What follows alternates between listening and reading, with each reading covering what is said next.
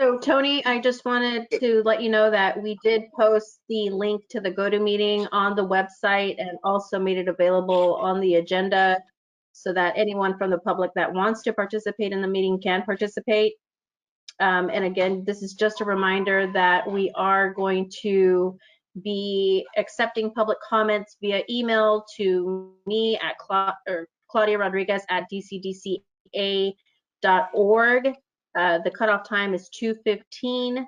We will also be monitoring the chat on the side here. For anybody that has any comments, direct them to send an email to me. Great, will do. Josh, did you have anything you wanted to add to that? No, nothing to add. We are going to have the consolidated public comment session after the first staff presentation, just because administratively it'll be a little difficult to try to run through everybody. But no, I think we're ready to move forward if President Estremera is ready. Okay, I am. If we're ready, then I don't see Sarah. She's logged on. Oh, okay. She doesn't have her video on. Hi, Sarah. Okay, No, so she does not.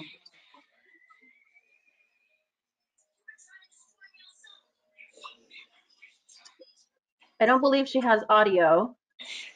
And I think Catherine is still, we're still waiting on Catherine. Let me send her a message. One moment.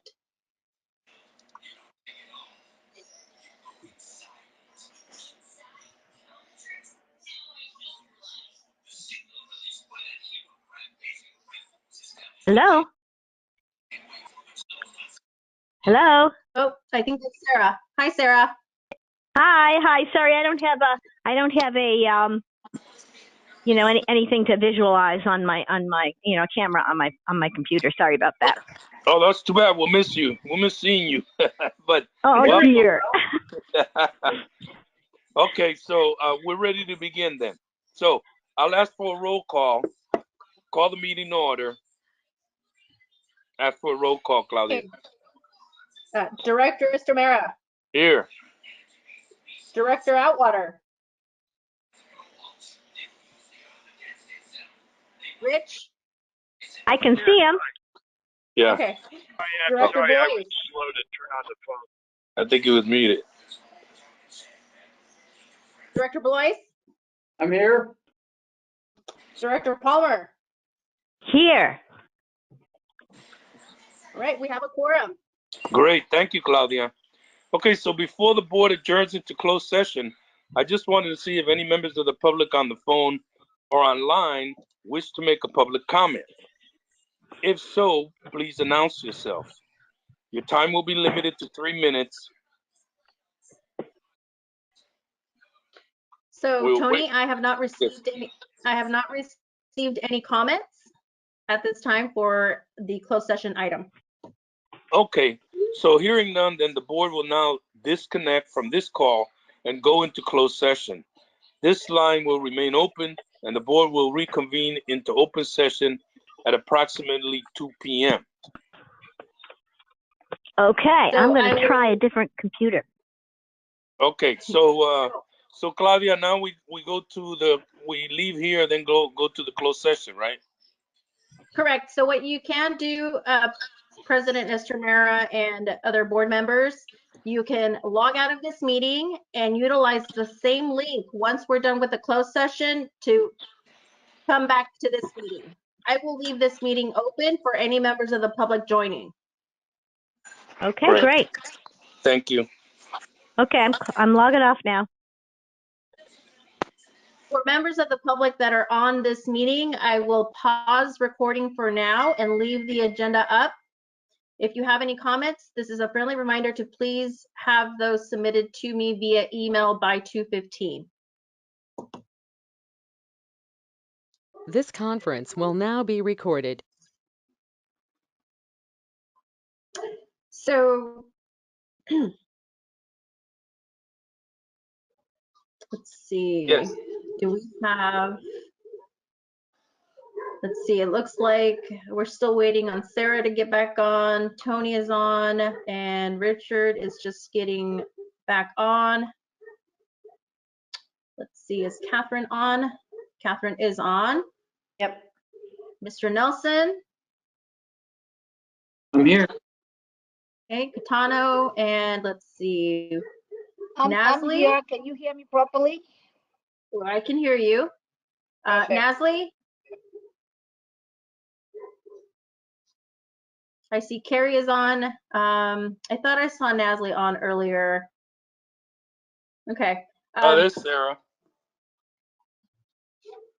Hi, I'm on. Sorry, I forget. I pressed *6 earlier, but somehow I got muted again. Can you hear me? Yep. Great. All right, Tony, take it away. Good afternoon, everyone. This is President Tony Estremera. Before we get started with the open session, I'd like to note that there is a reportable action from the closed session. We will have a contract later on the agenda for approval.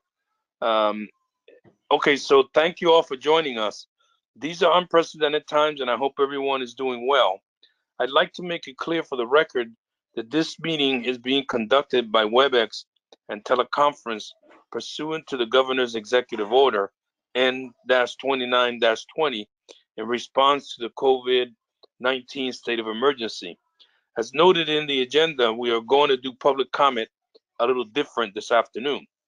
Due to technical issues, public participants in the meeting will be muted except during the public comment period. This period will occur after the conclusion of the staff presentation and board questions and comments for item 5A.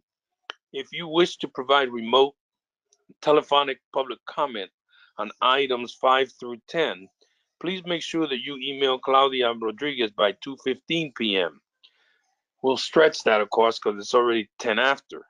Once we get to that point, Ms. Rodriguez will call out each speaker by agenda item, unmute their line, and allow them 3 minutes to provide comments. Now, we'll continue this process through each agenda item, allowing public comment on all items during this period. We're also accepting written comments, and all written comments should be emailed to Ms. Rodriguez before the conclusion of the meeting. They'll be included in the record of this meeting. We appreciate your patience, and we'll be examining ways to provide additional public input during future teleconference meetings. I will now call on staff to make a staff presentation on under 5A.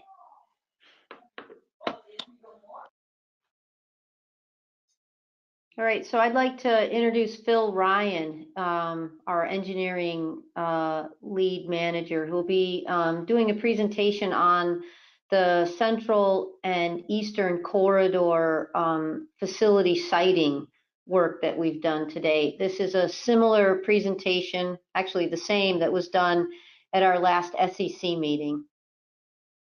So this is a presentation that we made to to the SEC committee. Basically, the SEC committee, we were engaging them to help us site facilities, and it was a difficult situation with all the data. And they suggested, well, show us where you guys think we should put this stuff, and we will comment on that. So this is the presentation where we showed the committee where the engineering team was developing the sites for things. We're going to go through the two corridors from the NOP. There's a central corridor and the eastern corridor. The beginning parts are the same, so when we get to eastern, I'll go through that quickly. We'll do the central corridor first. And as you know from the NOP, there's, for the proposed project at 6,000 CFS, there's a combination of either intake 2 and intake 3, or intake 3 and intake 5. And they're slightly different at the top end of the system. So I'm going to show you the situation for both of them. So first, it's the intake 2 and intake 3 configuration. As you can see, the locations of the intakes from our siting study are shown there in the white boxes. The tunnel is shown in the blue dashed line. And then the orange lines are essentially logistics improvements. In this case, they're road improvements. So the concept for the accessing the intake sites is a new interchange at the freeway and Hood Franklin Road, and a support center there that would have employee parking. So we would bus employees into the site to reduce traffic on the roads, and we put the concrete batch plant there to manage concrete deliveries into the two intake sites. And then the road would be widened on Hood Franklin Road. The bridges widened to carry the traffic so we don't increase the congestion on Hood Franklin Road. And then the north-south roads you see there leading to the intakes are new haul roads at the base of the existing levee that separates the ag area from the Stone Lake National Recreation or National Refuge. So then if you were to use intake 3, as we go down, we're going to come to a launch shaft on the next site. But because intake 3 is so far north, we would have to have an intermediate shaft. We're trying to put the intermediate shafts no more than about 5 miles of drive along each drive. So this drive is obviously longer than 5 miles, so it needs an intermediate shaft. So this is the Lambert Road site. At this site, we're also considering new interchange on the freeway. Potentially, we would relocate that staging center down here and maybe not use Hood Franklin Road as much, but that's still being worked on.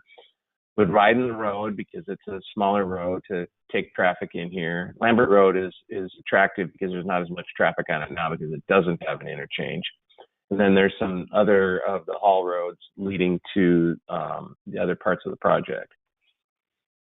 Now, if we were to use intake 3 and intake 5, it's a similar situation with the intake sites and the tunnel and the Hood Franklin Road support center and the improvements and the same haul roads, except for they don't have to go clear up to intake 2. Now, what you can see here is the tunnel basically goes through intake 5. So instead of needing that intermediate maintenance shaft, we are able to take advantage of intake 5 being within 5 miles of the drive site. So it would substitute and therefore eliminate the need for an intermediate shaft. So then you get to the main drive site that would drive north, and this drive site is common for either going to intakes 3 and 5 or going up through that intermediate shaft to intakes 3 and 2. So this site is a little bit more complicated. This is a main drive site, which includes the management of the material that comes out of the tunnel, the reusable tunnel material, and the management of the tunnel segments that have to go in and continuously feed the tunnel, plus the variety of other resources, power, employees, and administrative things that go on at a tunnel drive site. So you can see we have this large support center between the freeway and the railroad that's along Franklin Boulevard there.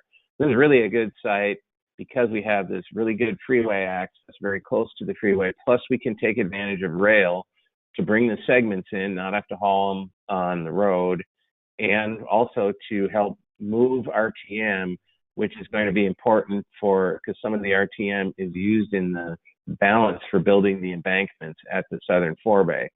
As you can see, the drive site itself is the white box, and we would use Dearson Road to get back and forth to the drive site. That saves a bunch of money in tunnel drive from having to go all the way over into the site, although we can support it very well from this close distance. And then we use a conveyor to move the RTM material back to that same site. So moving further south, we're going through a series of maintenance shafts. So this is the first one on the southern drive. These maintenance shafts are much less substantial construction sites. Basically, you build a shaft and the shaft pad around it, which takes 18 months to 2 years.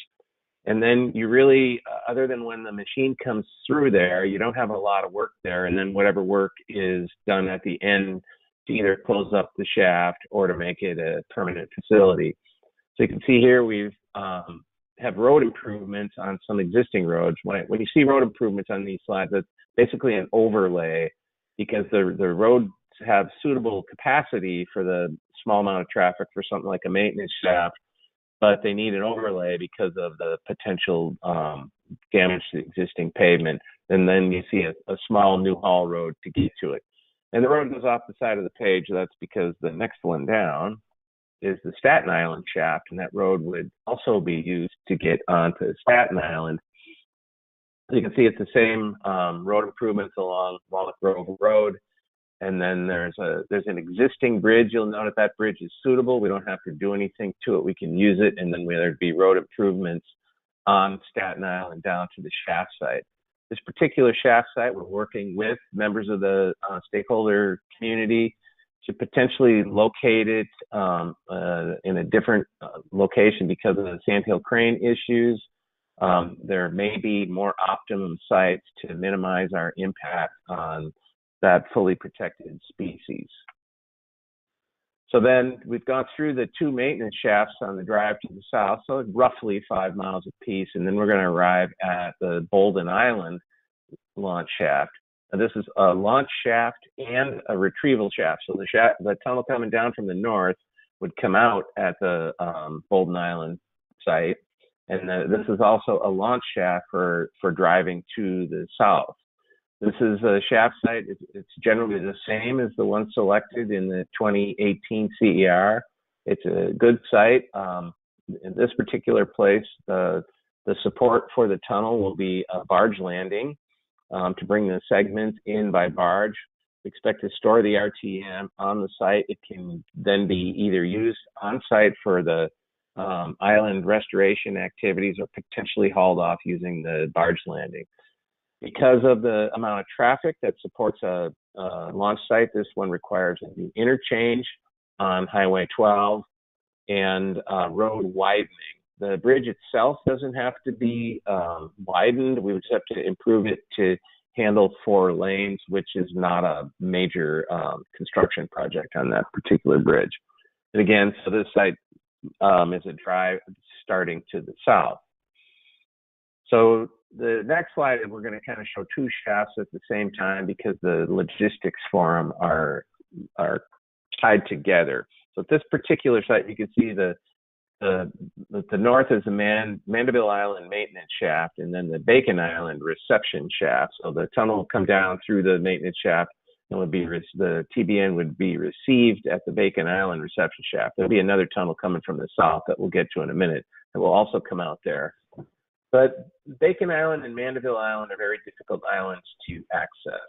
So we'd come off Highway 4 over in the lower right of the photo there, build a new bridge over the East Bay Muds, McComb Aqueduct, and the railroad, and then use basically a new access road on top of an existing pretty small, not great shape county road up to the location of the existing bridge onto Bacon Island, but that bridge isn't suitable for our work, so we'd have to build a new bridge adjacent to it.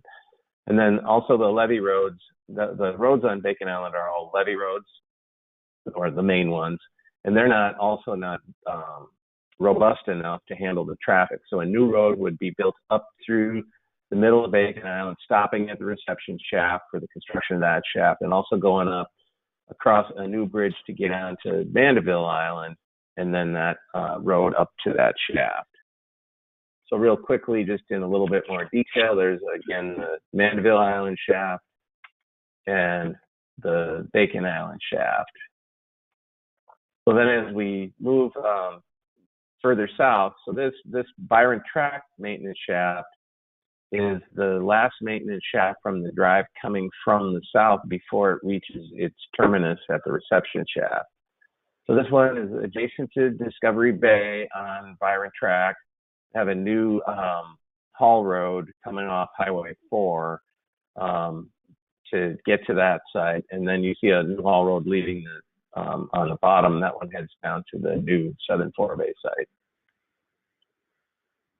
So then the termination of the facilities is down at the Southern Forebay facilities. There's a lot going on here. This is that drive I mentioned that leaves from the south at the top of the Forebay there. You can see the launch shafts. They head up to that Bacon Island reception shaft. This is also where the project pump station is located on the north end of the Forebay and the Southern Forebay. And there's a couple of spoils piles here, mainly for heat and that kind of things. And then we expect in the end, we may have some leftover RTM. You also see from the bottom middle of the page a railroad coming up onto the site. So the concept here is to bring the concrete segments in by rail and to bring RTM in by rail to use to construct the embankments of the southern forebay. This drive here will generate a good portion of that RTM needed to make the embankments, but not all of it. So some will have to be brought around from the Twin Cities Glenville shaft site by rail to this site. And the reason we have some extra storage here is because of timing. We may get the forebay done before we're finished driving, so there's still be a little bit of extra RTM, but between the two sites, there's plenty. There's also a series of roads set up here to help support the access to the site for roads and to work in conjunction with the new State Highway 239 in the area. Also, as you leave the southern forebay to the south, that's the dual tunnel system that feeds the Banks Canal and the control structures in the existing California aqueduct and the new control structure to deliver our flows at the capacity of the Banks pump station. So that this site is going to be identical on the eastern alignment as well. So right now I'm going to switch to the eastern alignment. And as you'll see, these first couple of slides are identical. It's the same intakes with the same logistic improvements.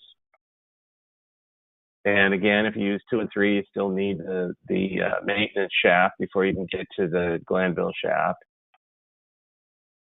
And then from 3 and 5, it's the same situation where we use intake 5 as the maintenance shaft, and then arrive at the Glenville track site. Really, the only difference between these is the direction of the tunnel is slightly different because it heads down the eastern corridor. And then moving south from that, we again hit the first maintenance shaft in the southern drive. It also has the same name because it's still on a New Hope track as the one on the central alignment, but it's in a different location. Similar improvements, and it's a site out kind of there's a lot of reserve property here for a variety of different environmental reasons. So it's a little bit harder to site a shaft in this area. We get down to the second maintenance shaft on Brack track. Which again, some basically simple road improvements because it's not a major construction. Well, it's a major construction site to a lot of people, but it's comparatively speaking, it's a lesser amount of work. So overlays on the road and a new road to get up to the site. Now, in this particular drive, we're going to receive the shaft or receive the TBM, at the terminus track reception shaft. And as you'll see, there's another tunnel coming from further south that also is received from the southern drive. But this is a reception shaft. To date, what you've seen is stuff coming down from the north, from the northern drive that arrives here. It's right along Highway 12. We don't have to widen Highway 12 in this particular case because of the amount of work that's required just for a reception shaft. It's essentially the same as a maintenance shaft, except for the activities associated with the receiving the TBM.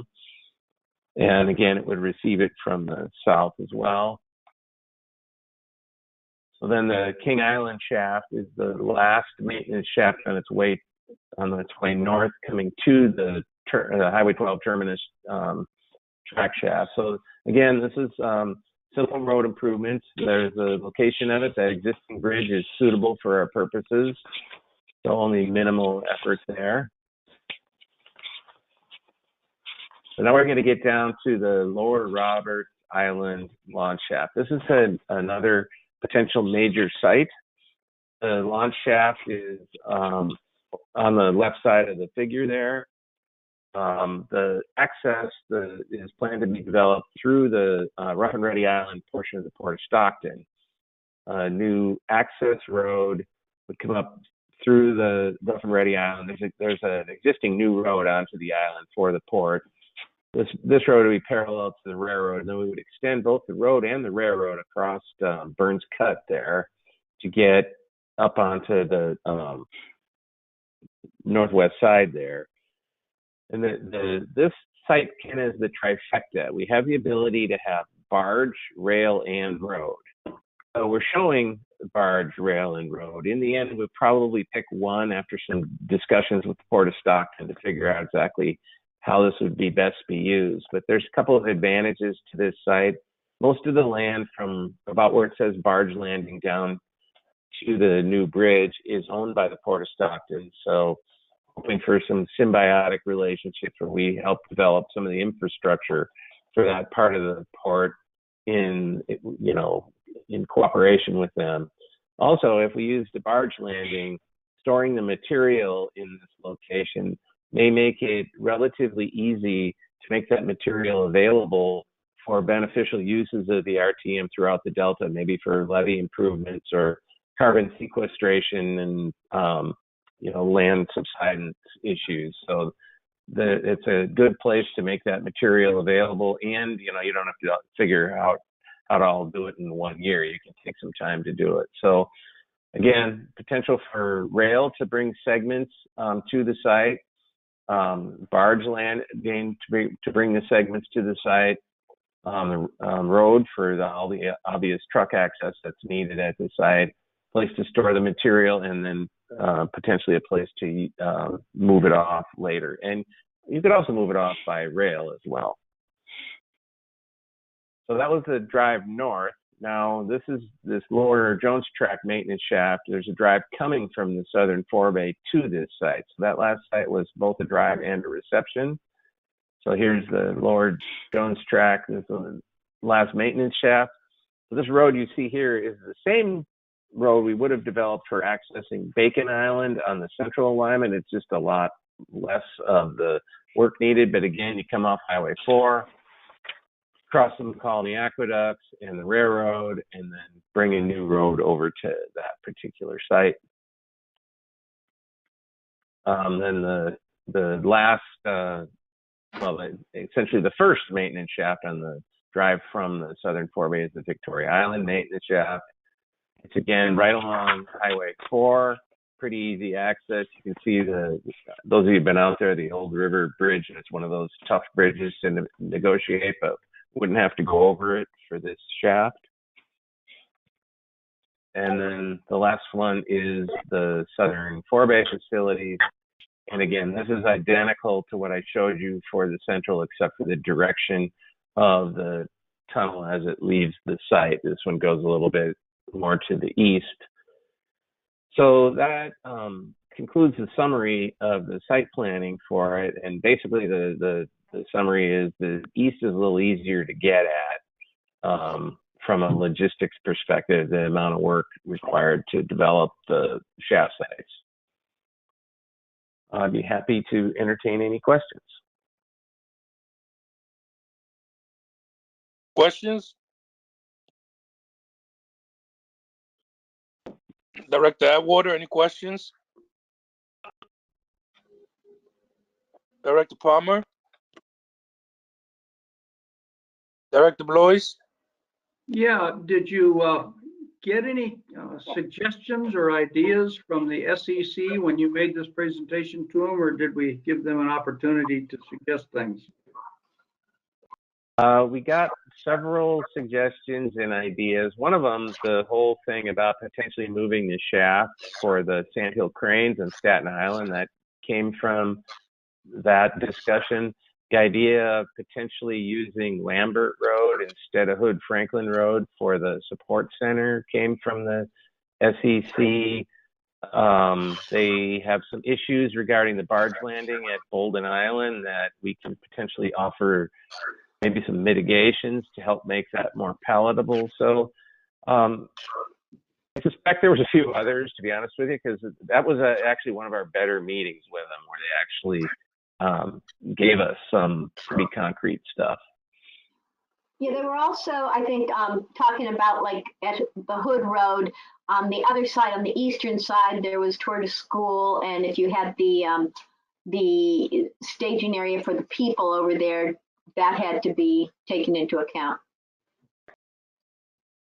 One of the things that we've done, Steve, is all of the comments that came out of that meeting regarding the siting have been recorded in a log, and now we're going through each one individually and responding. And in some cases, we're going to be proposing some new alternatives and locations to see what they think, and that'll be on the agenda for the next meeting. Well, I think that it's encouraging that we're listening to the comments and taking them seriously, and we're finding that they're actually really good comments.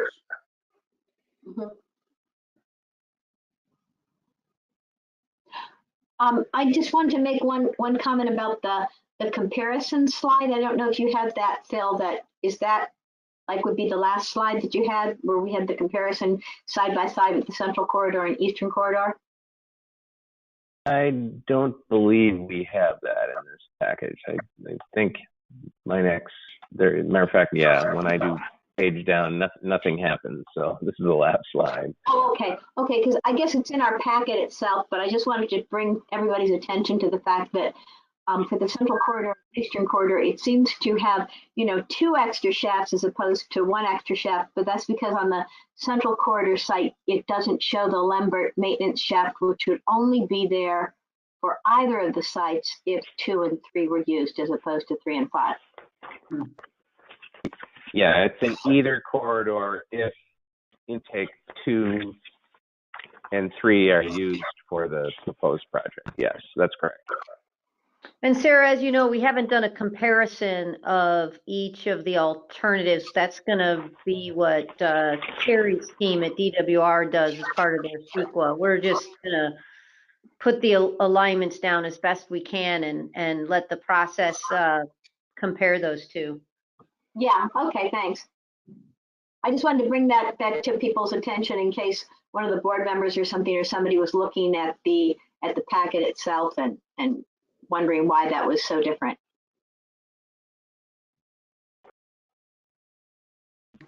Any other questions?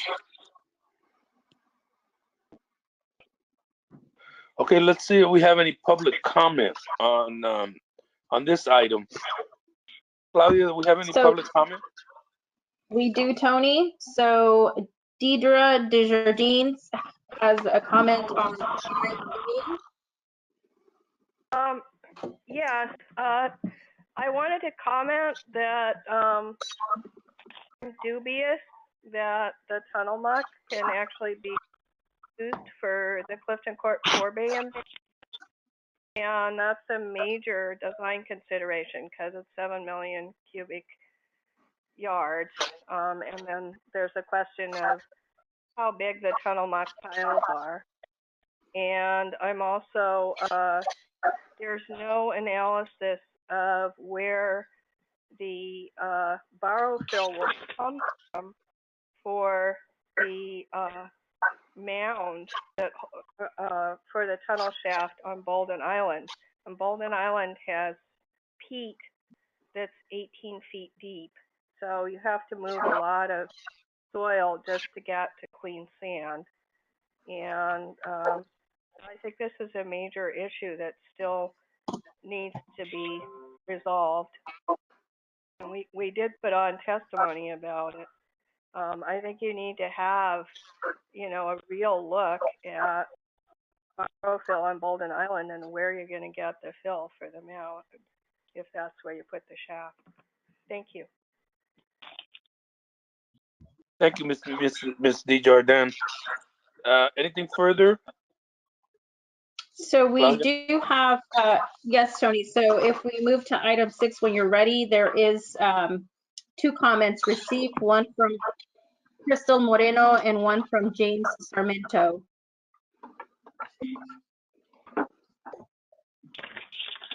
Are they on, or we just received them as written, or? Yes, so they came in via email. So Crystal Moreno, if you could identify yourself, please. Hi, yes, this is Crystal Moreno. I actually submitted comments on behalf of my director, who is also on the call, Melissa Tayaba. So she is the person that will be making the public comments. Okay. Thank you. Thank you. Yes, good afternoon, Ms. Tayaba.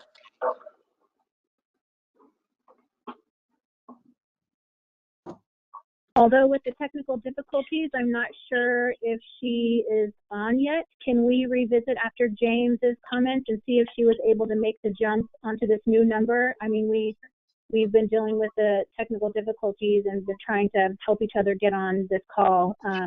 So can we give her a few minutes and maybe go to the next person? Sure, no problem. We'll take the next person then. This is Deirdre Desjardins. I also had a public comment. Okay, go ahead, Ms. Jordan. I just wanted to say that there's a number of people who tried to use the GoToMeeting link that's on the agenda, and they were sitting and waiting while the meeting was going. I don't know how the change happened, but it needs to be more clearly noticed if you change the GoToMeeting conference number, because a bunch of us people just were waiting on hold since 1:30. Closed session. Ms. Desjardins, this is Josh Nelson, the interim counsel. Thank you. We did receive notice about that, and we were able to get people to move over to the new WebEx line, and I apologize for the technical difficulties. And we'll make sure that we avoid similar issues going forward.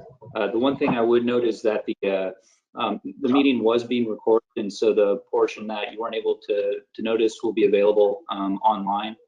The other thing I would note is that the presentation that had been provided was previously provided to the SEC, and so I know a number of people have already seen that. Well, thank you. Thank you, Josh. Thanks, Mr. Jordan. We have another public speaker. James Sarmento. Good afternoon, Mr. Sarmento. Hi, I hope you can hear me. I'm fighting through technical difficulties on this. No, we can hear you, sir. Everybody is. We can hear me okay? Sir. Yes, okay, we can. Okay, perfect. So I guess I did send a statement into Claudia. So we are in an unprecedented situation where the state of California is shutting down to protect citizens from the further spread of COVID-19. So work in the capital is slowed so that the government can be more responsive to the citizens' health needs. Currently, numerous counties along the path of the Delta Conveyance have shut down, and numerous agencies, federal and state, and tribal governments have also slowed. Additionally, as part of the mandated CEQA AB 52 consultation with tribes, this process has either been extended or paused during this crisis. The Advisory Council on Historic Preservation has paused Section 106 deadlines with federal and state agencies, such as the California State Historic Preservation Office, due to the coronavirus outbreak. I feel like moving forward would be irresponsible and inconsiderate, especially since this is not a non-essential project that does not require immediate attention, as project implementation will likely be in 10 to 15 or even 20 years into the future. Much of the information on today's agenda is informational, and I feel that this could have been delayed until the needs of the public health crisis can be assessed and strategies for recovery can be implemented. Meaningful public service and meaningful mandated opportunities for the public to engage is necessary for this project. And it is my feeling that this cannot be achieved under the current emergency circumstances. I'm asking the board to please postpone further meetings until further notice, and even the technical difficulties that you're having today is a perfect example of that. Thank you. Thank you. Next public speaker, please.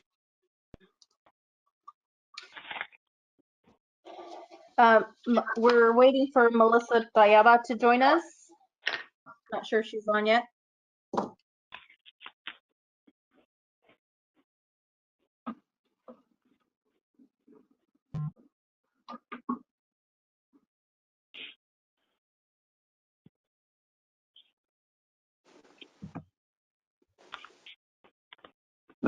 President Shamir and Claudia, if Ms. Tayaba hasn't joined, we may want to do the balance of the public comment, and then we can come back to her item to that one, if that's okay. Yes, I agree. Is there another public speaker?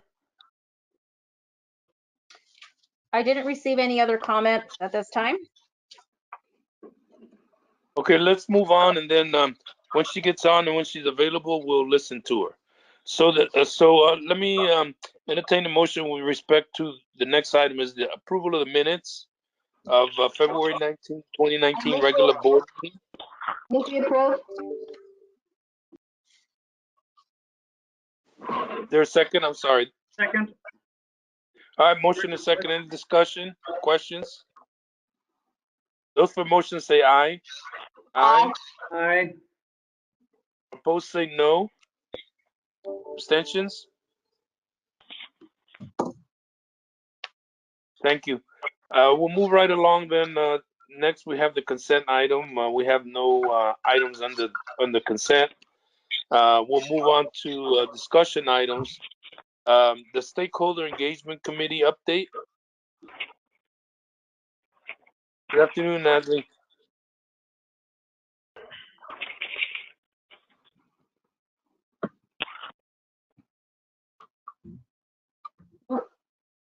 Can't hear you. Nasli?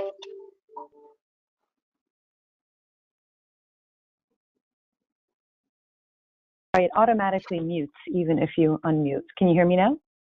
Yep. Yes, thank you. Very good. Thanks, Chair Estremera.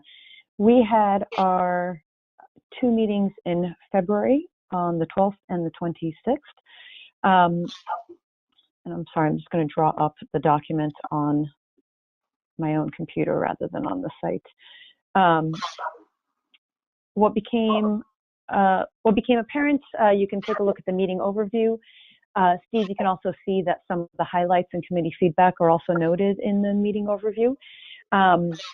What became apparent in the February meetings was that SEC members were looking for more of a framework. So rather than us sort of asking them to say where should something be cited, to actually provide the sites and then allow them to give feedback, which is what you saw with Phil's presentation. We sort of essentially said, look, here are the sites from an engineering consideration. You give us the feedback of what should be moved, what may work, what won't work. So I think that at our last meeting, we got, I think, some of the best feedback we've received in terms of being relevant to the project, relevant to the questions asked. And, you know, we continue to sort of find ways to better communicate with one another. So we also handed out a feedback letter to each stakeholder at the March 11th meeting that, again, has them look at the presentation that Phil just made and very specifically asks for feedback along the central and eastern corridors from the perspective of each SEC member's area of specialty. So we'll see what we get there. That said, I think the biggest SEC update is that our March 25th meeting is not surprisingly canceled, and we will get in touch with SEC members with respect to how to move forward with meetings in April, whether they should be further postponed, whether we could do them online. You know, I think like a lot of folks, we're sort of trying to make sure that we are being responsive, that we keep moving processes along, but are being respectful of people's time and their ability to make sure that they can sort of access and participate in meetings. And I'm happy to take any specific questions on the meeting overview. Thank you, Nasli. Any questions?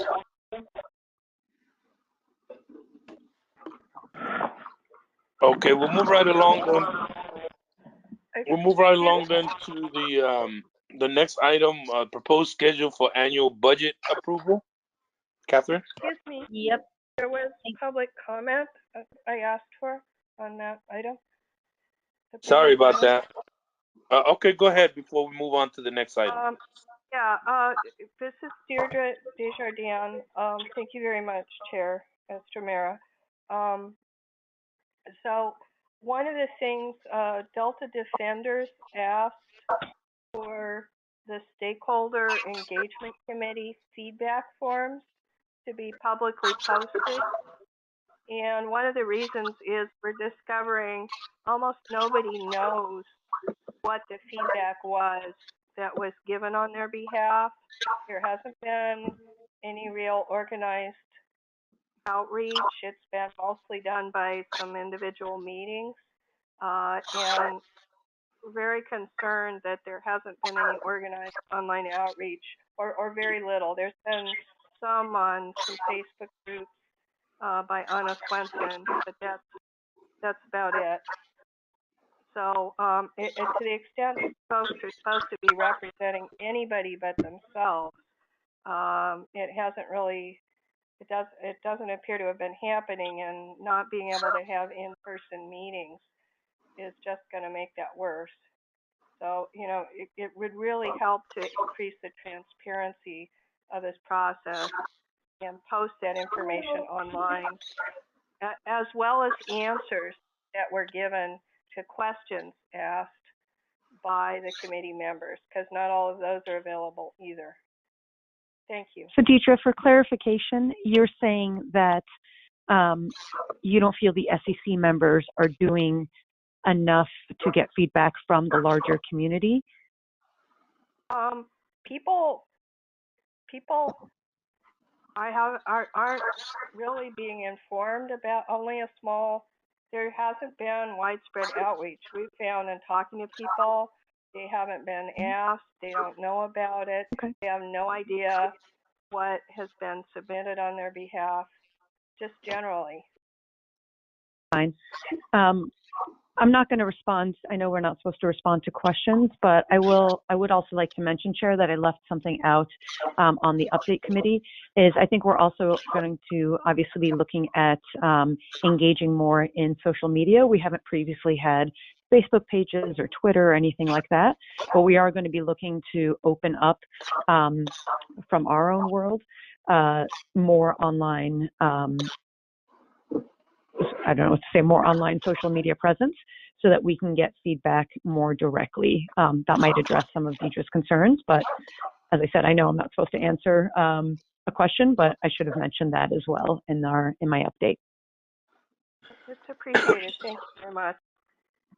Thank you, Nancy. No, I think that's appropriate to take a minute to respond when we have the answers and when we can straighten anything out.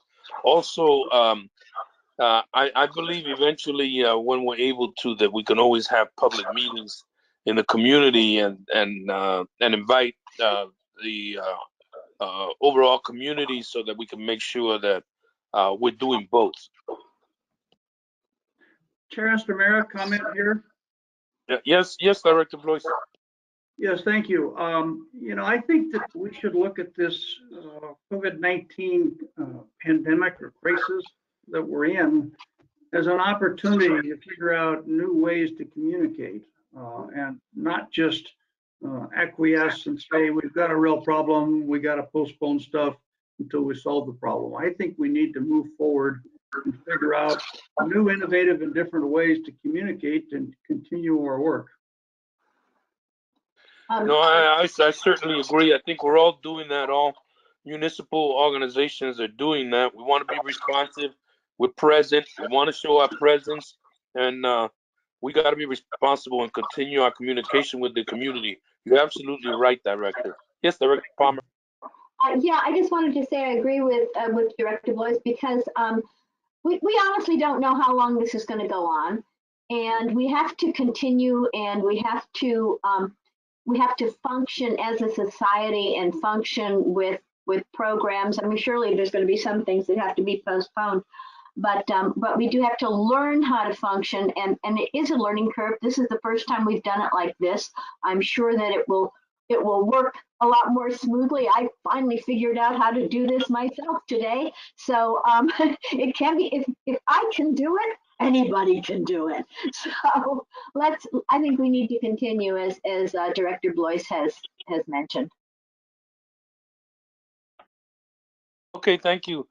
If we have no further public comment, we can move on to the next item, which is the proposed annual budget approval process.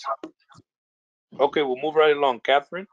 Great, thank you, Director Estamera. So what you have before you is a memo with an attached work breakdown structure The memo highlights the what I am proposing in terms of our annual budget approval process and what documents you'll see as part of that process and when you'll see them. So at this particular meeting, I wanted to talk about the work breakdown structure. We've just set that up for the program, and it's been codified in our project management information system. It's our accounting system, the way that we organize all of our costs on this program, the way that we do our reporting. And what we'll do is we'll prepare a detailed line by line cost estimate along each of those WBS line items that have been attached to this. One of the things that I've highlighted in the WBS in yellow are what we're calling undefined allowances and then program contingency. And what I'd like to seek feedback from you all as part of this process is, you know, when we come up with our budget, obviously things will come along that will be needed that weren't necessarily anticipated. And what I've done is propose to have an undefined allowance that's controlled within the program for each functional lead to be able to draw from with an approval process to keep things flowing, and then have at a program contingency level another set amount that would be controlled exclusively by the board. So I would be looking for your advice on what levels that you thought would be appropriate for those allowances and contingencies.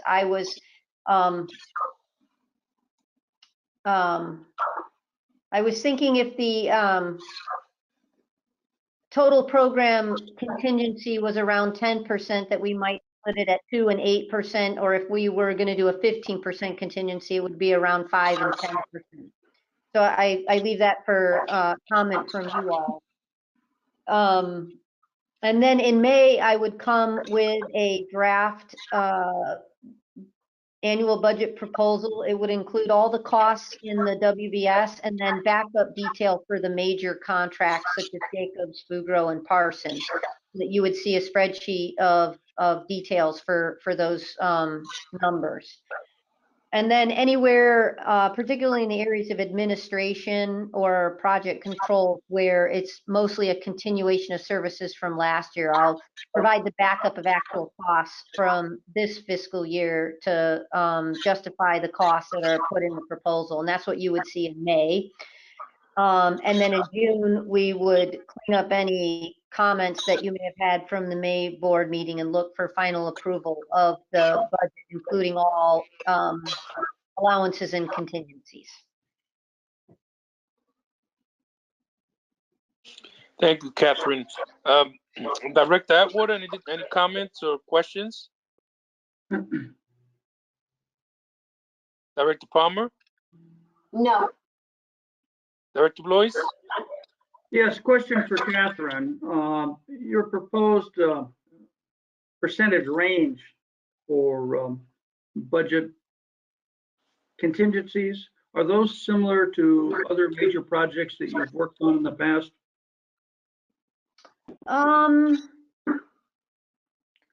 Because we're in the planning phase,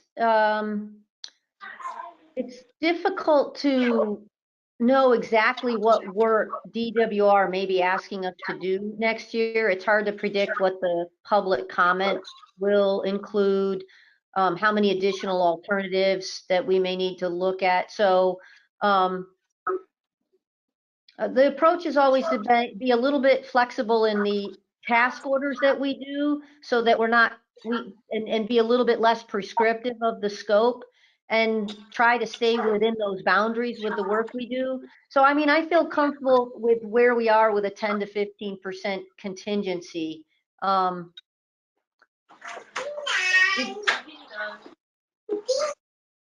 It's a slightly different kind of estimating process right now. It's worked out fairly well this year. We had planned for, we didn't have a known scope, and we estimated it as best we could, and it looks like we're staying within our boundaries without going in any contingency. So I feel pretty comfortable with it. Okay. And you're comfortable that what you're proposing will continue to carry us forward into the further into the planning stages? Yeah. I'm from our perspective, you know, we've had a huge delay in the geotech work, and a lot of the work for the upcoming fiscal year will be focused on getting that field work, because that's what's going to hold up a lot of the not just the design work, but hold up answering some of the questions that may come out of the CEQA process. You know, so for instance, if you're trying to figure out how we're going to do dewatering at sites, right now we have some information to identify how we're going to do it, but that all needs fine tuning. So a lot of the questions that came up in the last process would really benefit from some field work data so that we can try to answer as many questions as we absolutely can without saying, you know, we need to wait till we do some more borings or some more you know, different types of testing that need to happen. So I think next year is going to be focused mostly on a geotech exploration, and that's a bit easier to define. Okay. Good. Tony, does this need board action? No, it's just for information today, and then as we go along, we'll have today's just feedback to staff. Got it. And then at the next meeting, we'll work on action. Okay. Any other comments? Well, thank you, Catherine. I know it's been difficult getting all these numbers into place. So I'm glad we got an approach that seems to work. Claudia, do we have the public speaker on yet? I have not heard back from Melissa yet. I did send her an email to see if I can get her via email, and I have not received a response. Okay, no problem. Crystal? We'll go on to, yes. Hi, this is Crystal. So unfortunately, with all of the technical difficulties, she was not able to make the jump onto this new line. However, her comments have been submitted in writing. They echo those of James Sarmento and other stakeholders calling for postponement or suspension of the project given the current public health crisis, which does not provide for adequate government-to-government tribal consultation or public participation. So again, we urge you to suspend or postpone. Thank you. Thank you. We'll move right along to the March DCA monthly report. Catherine? Yep, so you have the monthly report, no significant changes from the last month. Glad to answer any questions. Any questions? Okay, we'll move right along then to our treasurer's report. Oh, I'm sorry, our general counsel's report. Thanks, President Mara. So my report is in your packet. There were two issues I wanted to note. The first is sort of pre the virus issue, and that's we're continuing to roll out our staff training program. Last month we had sexual harassment avoidance and anti-bullying training for senior staff. We have the 1234 ethics training on the docket for this month, and we'll continue to provide that training to senior staff as appropriate. The second big item for this month has just been getting us up to speed on all the executive orders related to the Brown Act and the novel coronavirus. So as of the governor's most recent executive order, all future meetings of a Brown Act body can be conducted by teleconference and video conference. We had some technical difficulties today, but we'll continue to work on that.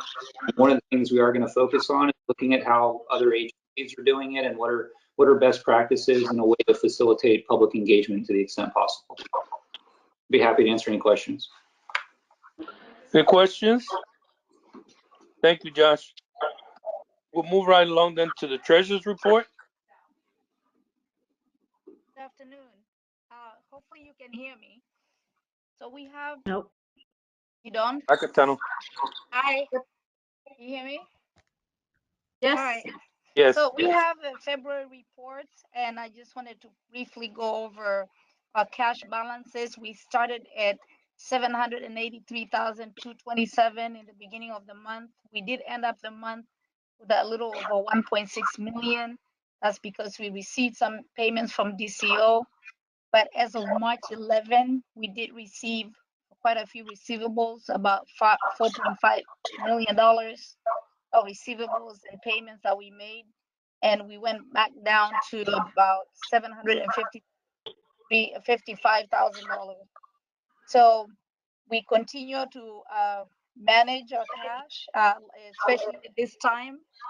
We have not hit any concerns, and I do know that there's a big picture about the budget, but for us, it's really just understanding and making sure that we can continue to pay the bills. At this time, I don't have any concerns as far as being able to pay the bills, and we will continue to talk to DCO to make sure we process the payments timely. If that becomes a concern, I will sure will report back to you. But there's a report and we have other attachments, and thank you.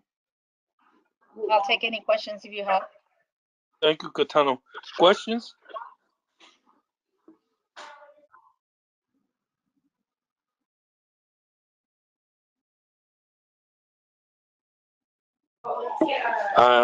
No, no questions. Thank you, Katano. Thank you.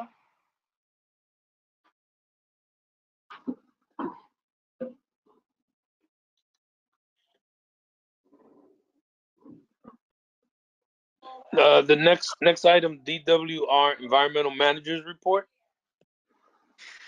Good afternoon. This is Carrie Buckman.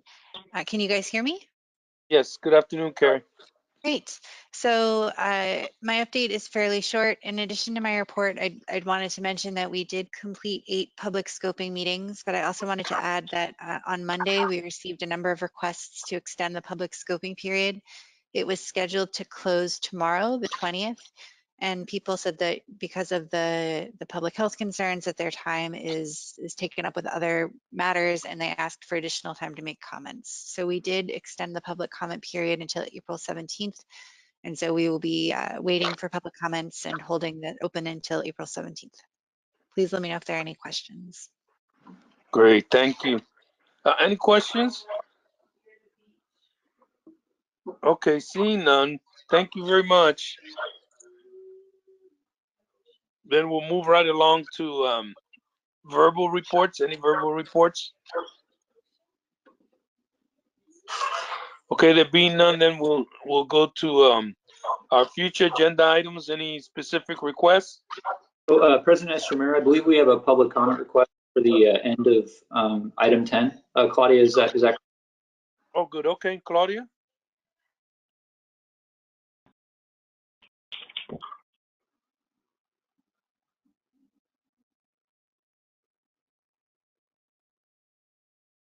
Claudia is muted.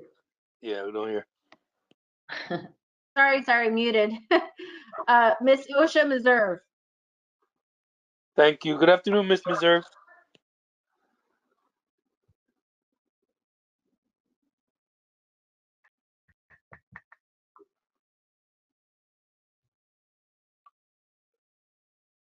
Hello, can you hear I me? see that she's on. Yes, we can Yes, hear we you can. now. Okay, I just hung up my phone. I was listening on my phone before. Is the sound okay? You sound great. Yes. We can't hear you right now. Hello? Yes, we can hear you, Osha. Now we can.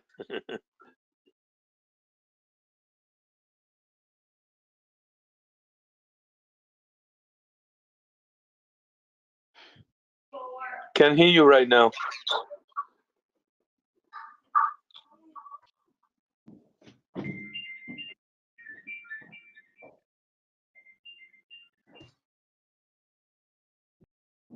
Miss Meserve, we can't hear you.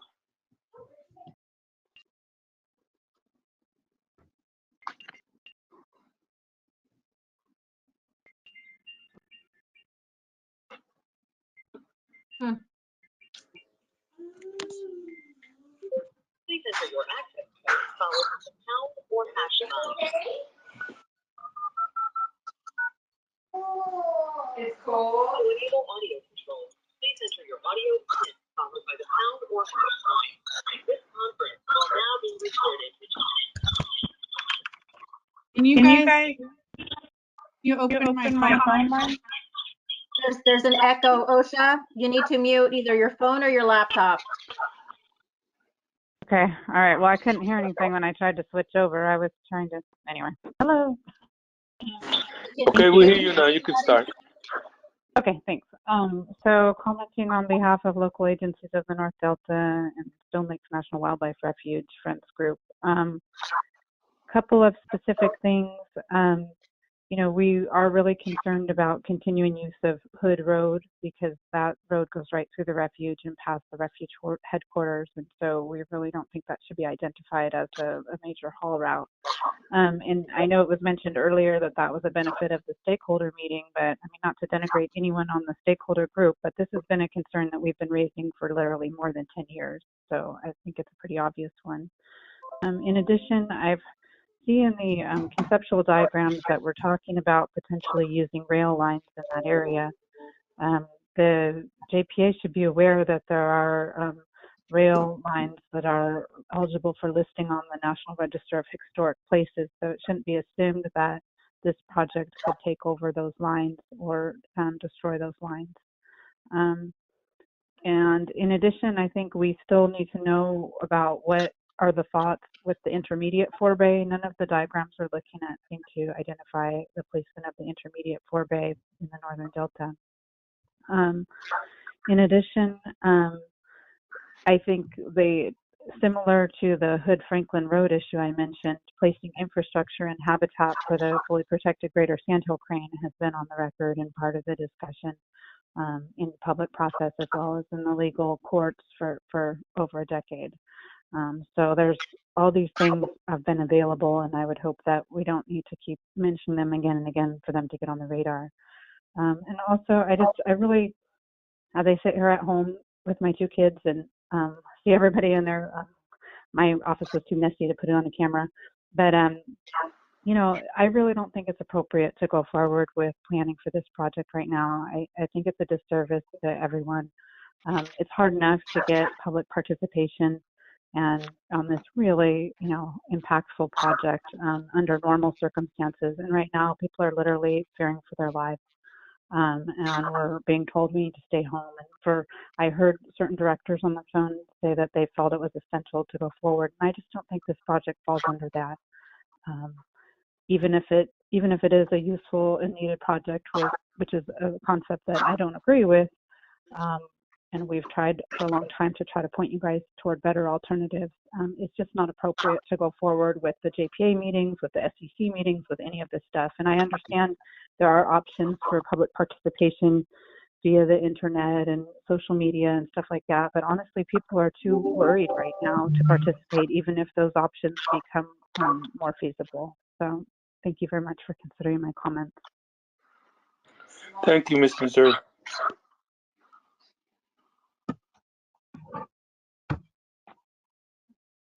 Claudia, do we have any further public comment? We do not at this time, Tony. Okay, we'll move right along then to, as I was mentioning, future agenda items. Anything specific with respect to future agenda items? Any requests? Okay, so at this point then, we're ready for adjournment. We'll adjourn to our next scheduled meeting, which is April 16th. Regular meeting at 2 p.m. 1:30 if there's a closed session, although not contemplated right now. So probably we would say at April 16th, 2:20 at 2 p.m. Thank you all very much. I wanted to especially thank Claudia for the work. This is our first time around. I think we did pretty well. I've had a number of other meetings. First time our board had a meeting yesterday, and we had a few glimpses, but you know, most of it has been pretty positive. I think Director Blois is right. We have to take advantage of the technology that we have available and get more familiar with it. Figure out how to use it better so that we can communicate even much better in the future. So thank you all for participating, being there, and I think we did very well for our first time. Thanks again. We'll see you all at our next meeting then, or before that. Take care. We're adjourned. Stay healthy. Bye, everybody. Bye.